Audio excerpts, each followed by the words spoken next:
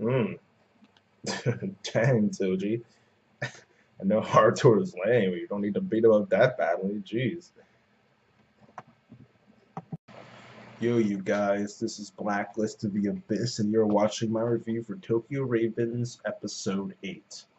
Now, I said this for my Hunter x Hunter review, but I'll say it again for those of you who didn't watch that. I started recording this review earlier, a lot earlier. I actually recorded this review before Hunter x Hunter, but my laptop just restarted itself in the middle of my recording it, so I lost everything that I had done so far. And I was kind of frustrated, and I didn't really feel like having anything to do with Tokyo Ravens until after I calmed down. So I did Hunter x Hunter, then put that up, and after that I had a lot of stuff to do just because I'm leaving my campus to go home for Thanksgiving tomorrow. So I just had stuff to do, but now I'm getting the review up, and that's that. So I'm just gonna get started with it. It starts off with this flashback scene. You can see my reaction to it in like the first 20 or so seconds. Um, it's this flashback scene with Touji pretty much just beating the crap out of Harutora. Um, he was undergoing treatment for that ogre, and he lost control, I guess you could say. He just let it take over for a little bit, and he just beat the crap out of Harutora. But after that scene, we go back to where the episode left off. Reiji Kagame, he's screwing around with Touji a little bit, and he actually mentions that 2 years ago, Shido Dairenji, who is somehow related to Suzuka Dairenji, Shido Dairenji being the former leader of the now defunct Ghost Division that Chihiro was a part of. The reason he died is because he became an ogre. And not only did he become an ogre, but he was the impetus for that spirit disaster 2 years ago. And that ogre that was inside him is now inside Touji. So this obviously means that a spirit disaster of the scale of what happened 2 years ago is possible. So he's going to just take care of Touji. And Touji doesn't really just let him do it. He actually gets pretty tough. Like he caught me by surprise. He grabs Kagame's arm. His voice gets deeper, and he's pretty much telling him, you're you might be one of the 12 divine generals, but don't underestimate me. Just saying this stuff that made it look like he was actually going to put up a fight. Then Reichi just like threw him down. That was that. That one really caught me off guard. I was like, wait, what? I thought you were gonna do something, Touji. Like he just got thrown. And that was it. He was done. He was just laying there on the ground.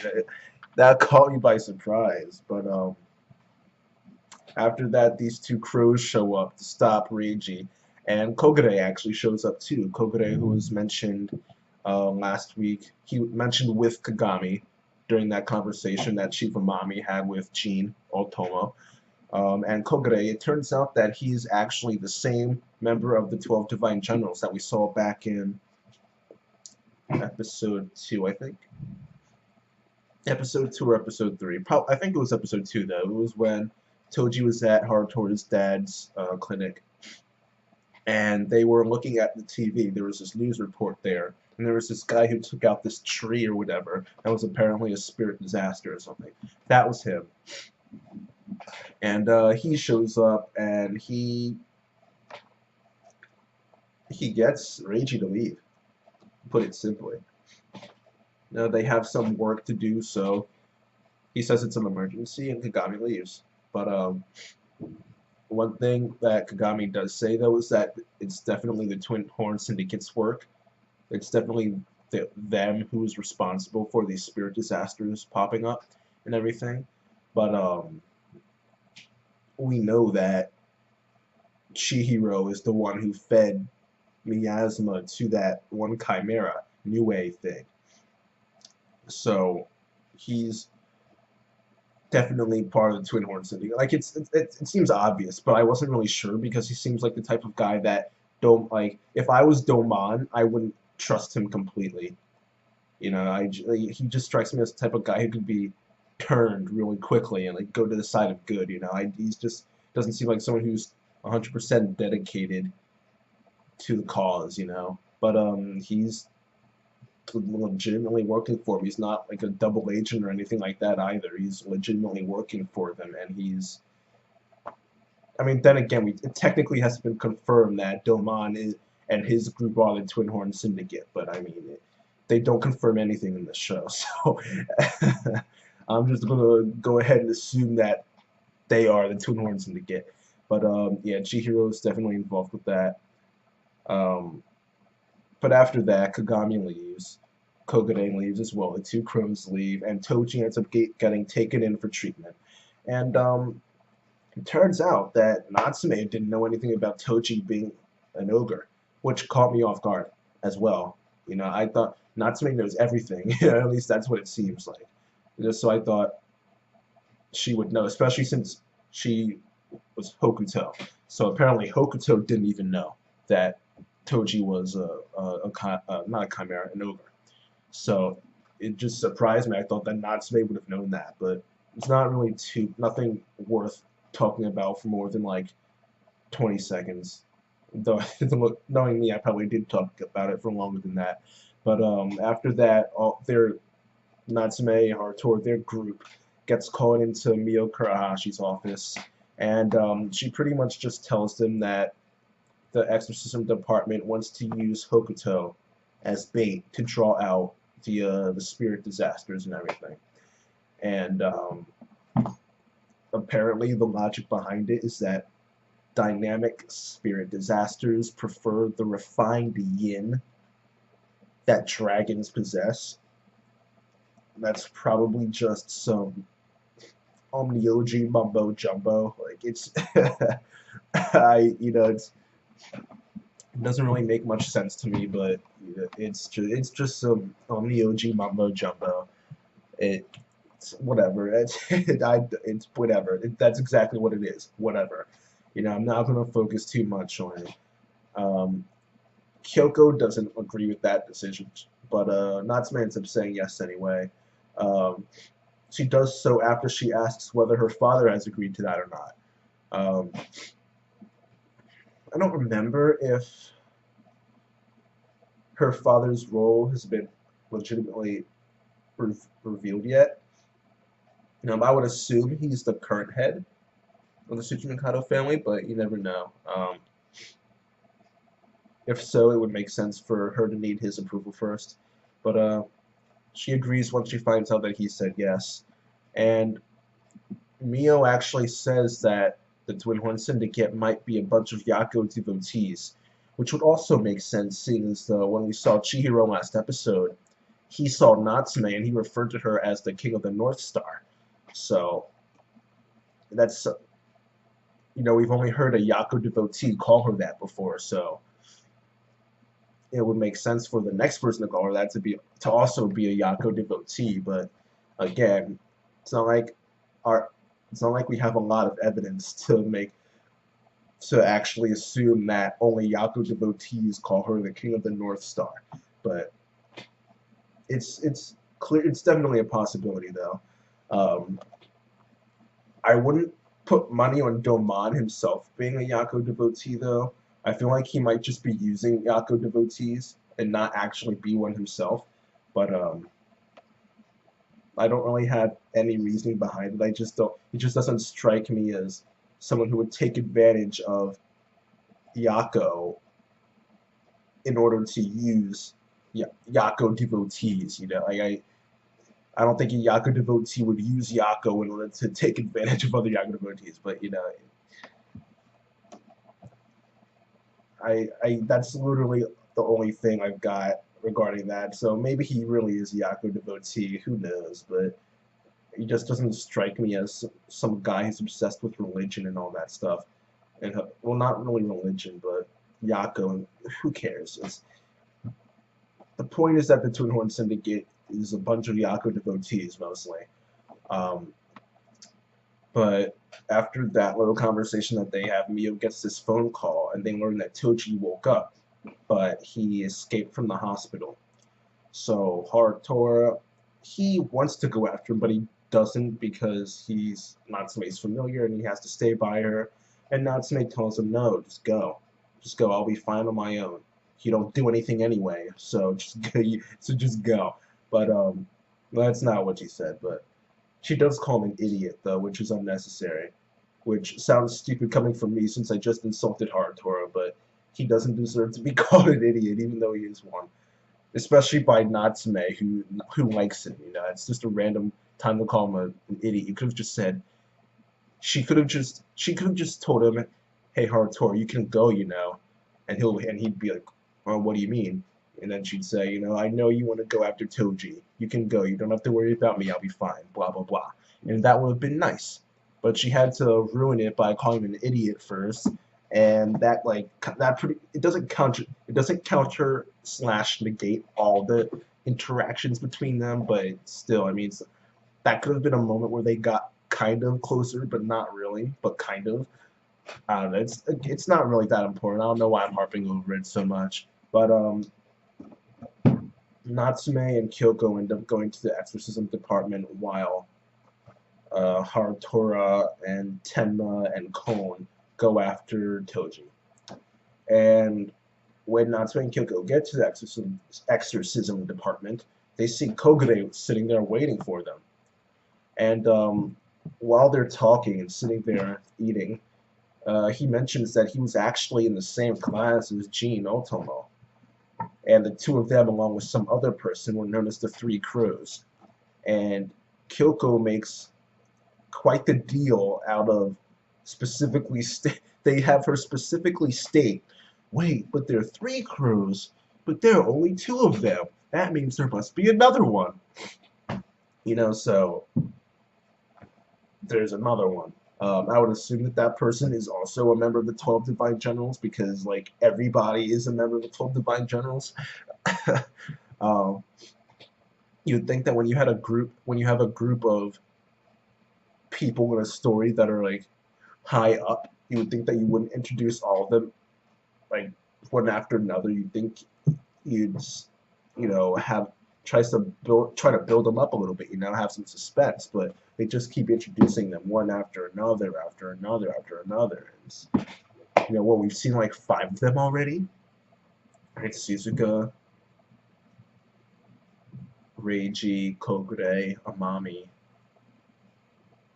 Jin Otomo, technically. I mean, not anymore, but yeah. So I mean, already it's what, episode 8. We've already seen almost like half the Divine Generals, you know. And later in the episode, we see that Miyachi guy. He's probably a general too. You know, I wouldn't be surprised. So for the heck of it, I'm just going to assume I'm right and say 6. So we have pretty much seen half of them.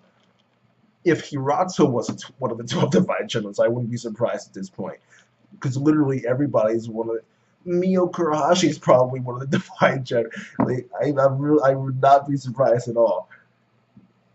Like, every strong character of this series is one of the 12 Divine Generals, except for Natsume. Maybe her dad's one of the 12 Divine Generals. Who knows? Maybe Kyoko's dad is. Who knows? Like, I'm pretty much just messing around now, saying that but still though, I am kind of disappointed that there's no suspense with these Divine Generals anymore. Well, there used to be in the beginning when we got Suzuka, but now with this arc, they just keep getting introduced one after another after another. So there's no real suspense anymore. I don't really care about the 12 Divine Generals at this point. I don't feel like I'm not looking forward to seeing the rest of them get introduced because I keep getting them one after another. But I'm going off on a tangent now. We end up seeing a scene of Touji walking, and he passes by that one-armed guy who was talking to Domon a few episodes ago. And that same guy ends up running into Harutora later on. So he ends up steering him in the right direction, telling him where to go to find Touji. And that place ends up being the site that the practical exam was held at. And that's where he finds Touji.